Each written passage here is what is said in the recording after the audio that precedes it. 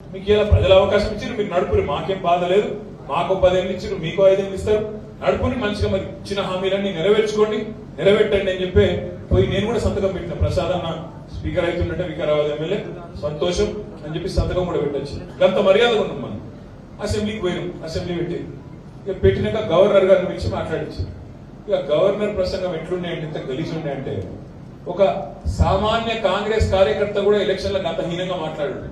అంత దుర్మార్గమైన ప్రసంగం పెట్టినారు.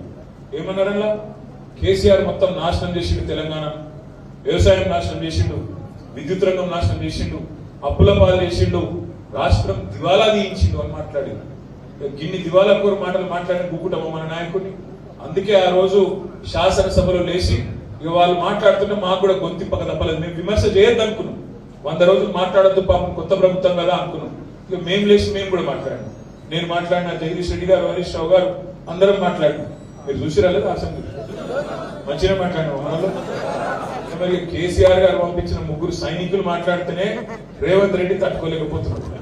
ఏమంటాడు పాపం, మన ఇంటర్వ్యూలో ఎత్తుకుంటుండు. నేను ఇంకా కుర్చీ చదువుకోలేదు, బామర్దులు వచ్చి అటొక చెప్ప ఇటొక చెప్ప వాయిస్తున్నాడు. మరి మేము మాట్లాడితేనే గట్టుంటే మరి కేసీఆర్ దిగితే ఎట్లుంటుంది ఆలోచన.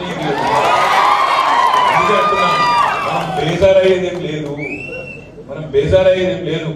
మళ్ళా కేసీఆర్ సార్ ఫిబ్రవరి 1 రోజు ప్రమాణ స్వీకారం చేస్తున్నాడు. బడ్జెట్ సెషన్ కూడా హాజరవుతాడు. రంజిత్ రెడ్డి ప్రచారం కూడా వస్తాడు కేసీఆర్. తప్పకుండా మళ్ళీ మన నాయకుడు బయటకు వచ్చి ఆ రేపటి రోజు పార్లమెంట్ ఎన్నికల్లో ప్రచారం చేసే ప్రతి సందర్భాన్ని తప్పకుండా మనం అన్ని విషయాలు చెప్పాలి ప్రజలకు కూడా మళ్ళీ ఒకసారి.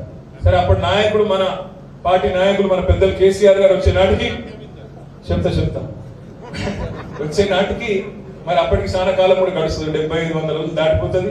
100 రోజుల పైన దాటిపోతుంది. 100 రోజులు మార్చి 17కి నిండుతాయి. ఎన్ని మాటలు చెప్పారు, 100 రోజులు చేస్తామన్నారు. ఇప్పుడు రంజిత్ అన్న అన్నాడు 2 హామీలు అమలు చేసినాను, 2 హామీలు అమలు చేయలేదు. వాళ్ళు ఇచ్చింది 6 గ్యారంటీలు 100 రోజుల్లో చేస్తామని. అవి కాకుండా మరొక 414 హామీలు ఇచ్చారు. మొత్తం 420 హామీలు ఇచ్చారు కాంగ్రెస్ వాళ్ళు. నేను అంటలేని పోయి వాళ్ళు 420 కాలేదు. మీరు అనవసరంగా నా మీద పట్నం పెట్టుకుని మళ్ళీ తెల్లని మళ్ళీ కూడా అంటాడు కేటీఆర్ అంటే ఆయన మళ్ళీ తిట్టినాడు. నేను తిట్టలేదు. మీరు ఇచ్చిన హామీలు యాడ్ చేస్తున్న 420 హామీలు మీరు ఇచ్చిర్రు.